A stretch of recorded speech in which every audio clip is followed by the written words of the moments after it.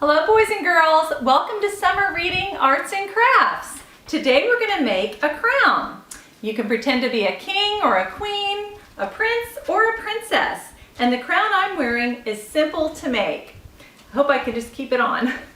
All you need really is either a piece of paper the size that goes in your printer, 8.5 by 11, or if you have cardstock that size, that works great too. And that's what I'm using. So what I start out with is a marker, and pick any color you want to use. When I was a child, we called them magic markers, so I always want to say magic markers, but I think nowadays everybody just says marker. Anyway, I'm just going to draw a zigzag back and forth right in the middle of my paper, just right down the middle. And then I'm going to use my scissors to cut right along that same line. So once you've cut that zigzag, you will have two pieces that should be fairly identical, and you can connect them with some tape or you can use a stapler. But I'm just going to put them together like this. See how they fit together? Because I've gone back and forth with my marker and the zigzag. So I kind of get the line on the top and the bottom, or the edges of the paper, lined up perfectly so they make your crown a little longer. And pretty soon you'll be able to come all the way around and then connect it with another piece of tape or a staple and have it where it will fit your head. But before I do that, I've put one piece of tape on one side. I'm going to flip it over. I've got the tape on that side. I'm going to flip it over and do tape on the other side just to really secure it.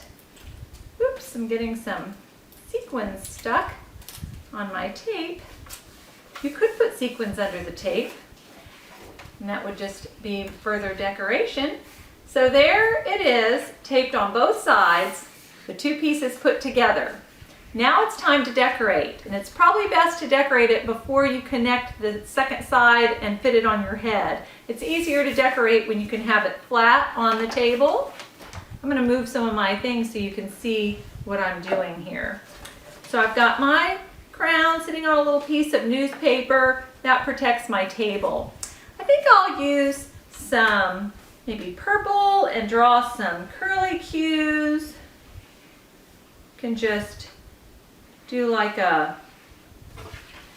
swirl like that. I'm going to go all the way across with my swirls, and you know, you can draw different kinds of designs. You certainly don't have to make yours look like mine. You might draw stars.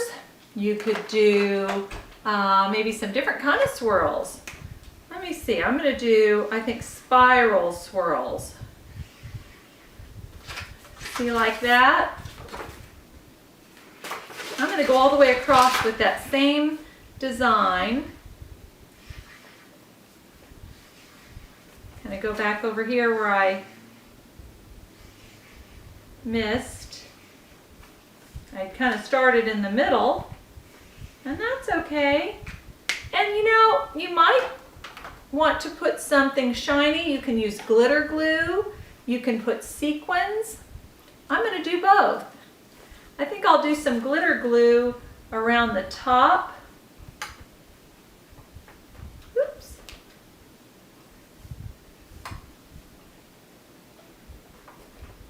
Sometimes you have to shake your glitter glue to get it to work. Let's see.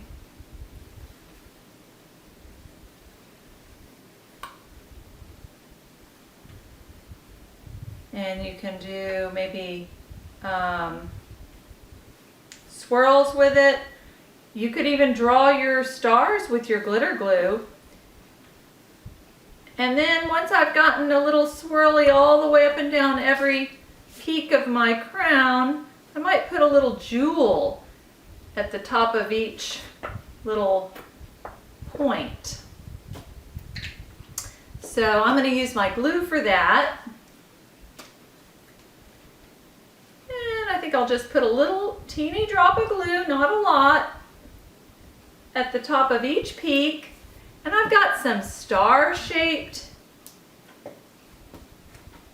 sequins. I've got circles, gold and silver, all different colors.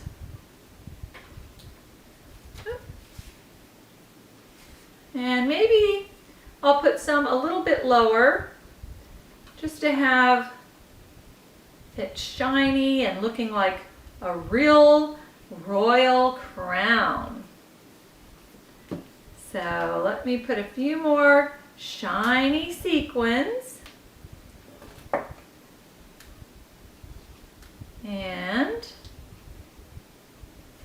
then I'm going to connect the front to the back. All right. There we go. A little more glue.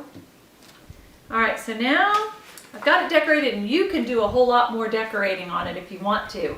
But once you're finished, you'll pull it around and you'll connect the two sides together, and you'll want to put a piece of tape right along the spot where they connect, and you'll want to put tape on the inside as well if you're not using a stapler.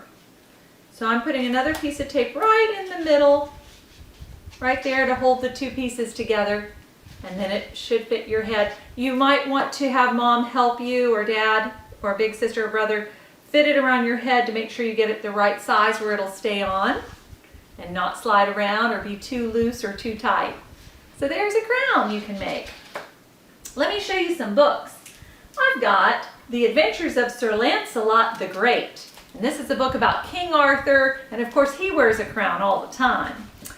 And I've got The Three Perfect Peaches. This is a French folk tale. It's by Cynthia de Felice and Mary Demarche. This is a French folk tale that they're retelling, and it's about a princess who gets very sick, and to get well, they decide she needs to eat 3 peaches. That's what she says will make her feel better. 3 perfect peaches.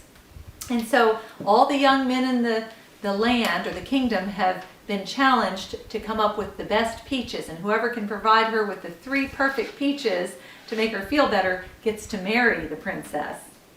And here's one, Cindy Ellen, A Wild Western Cinderella by Susan Lowell. This is a takeoff of the old fairy tale that we know so well about Cinderella. And of course it takes place in the Wild West, and she's a cowgirl princess. And let me see, I'll put that one in my lap. One more here. Melisande is written by E. Nesbit, and this is a great story. It's a fairy tale about a young princess. Well, when she was born, an evil fairy cast a wicked spell and made it where she was going to be bald, where the little princess would never have any hair. Well, eventually, as she's growing up, she was granted a wish, and she wishes to have hair a yard long, that's about this long, and it will grow an inch every day, and twice as long every time it's cut. Well, what she doesn't realize is that could cause some problems. So if you want to find out what those problems are and how they get resolved, come to the library and check out these books. And I hope you make a crown too. Thanks for joining me today. Bye-bye.